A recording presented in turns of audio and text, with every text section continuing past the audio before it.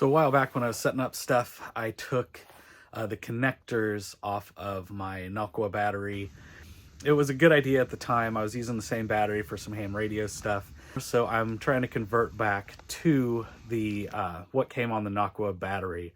I finally tracked down the right size, and I'm going to build a battery box because I typically run my GoPro off of a battery, and I've been taking like an OtterBox power bank, but that's not like super safe in the water. So I'm going to build a box using the Nocqua battery, and I've got a USB outlet port thing that I'm going to add in. I got to pick the box still. I'm going to go look, maybe something from Harbor Freight, not sure. Welcome to my messy work. I'd like the ports to come out the top, and I think there's just enough room. So I'm going to convert this back. So this would be male pins, and it would be these smaller connectors. So I had switched it to this, and I made some adapters to Anderson power poles. This is what was on it, this smaller connector, instead of this bigger one. So I'm going to convert this back to what it came with. So this will be on the battery end, and everything that plugs in will have the female side. And I'd also swapped out the charger, obviously, to go in. So that's going to go to a female one.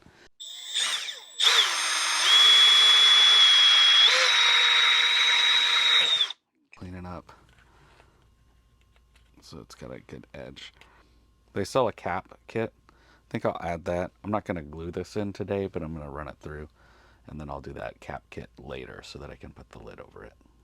Okay, 1, 2. It's going to go in this way, so it just needs to be not that big. Look at that, I nailed it. I didn't think about this part. Okay, I gotta think about this one. So I think what I'll need to do is trim all of these off.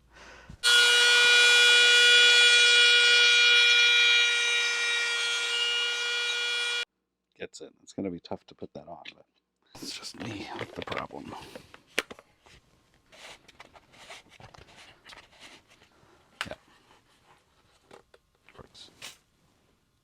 So for the connections, I'm going to use these. I love these. I can solder okay, but man, these are great. You just heat them up with a heat gun, and they solder here and seal here, and I just don't end up worrying about them. I usually do this on low, because I've done it on high a couple times and just melted them until they kind of came apart. So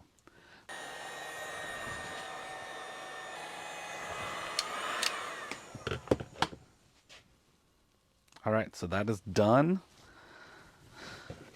I am gonna go ahead, I'm gonna let those cool before I take them out of the vise.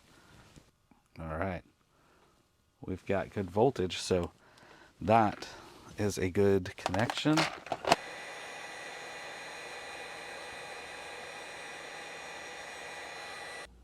There we go. Battery's okay.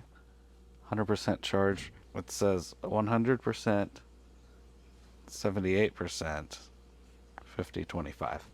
I don't know why 78 is so special, but it sure is.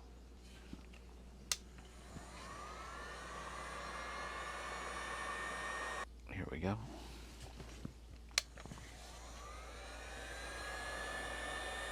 Put the lid back on here. Goes in, it closes. Here we go. Everything is all wired in here. They only go on one way. And I have voltage. Plug it in. And so, because it shows the battery level. So we got connection all the way through.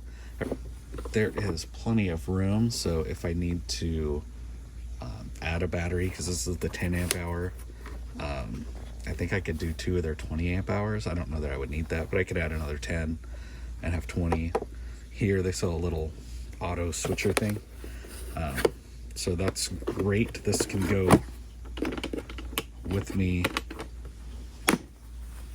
And then if I add a fish finder, obviously that's when I would increase that. But then this is just all here, self-contained. And I am happy with this 90% finished project. Oh, and something I just thought about. There's room in here for the charger too. So usually I leave the charger in my truck, or I just leave it at home because I have never gone through a whole battery on a weekend. But yeah, even with 2 batteries, this would be able to hang out in there. Perfect.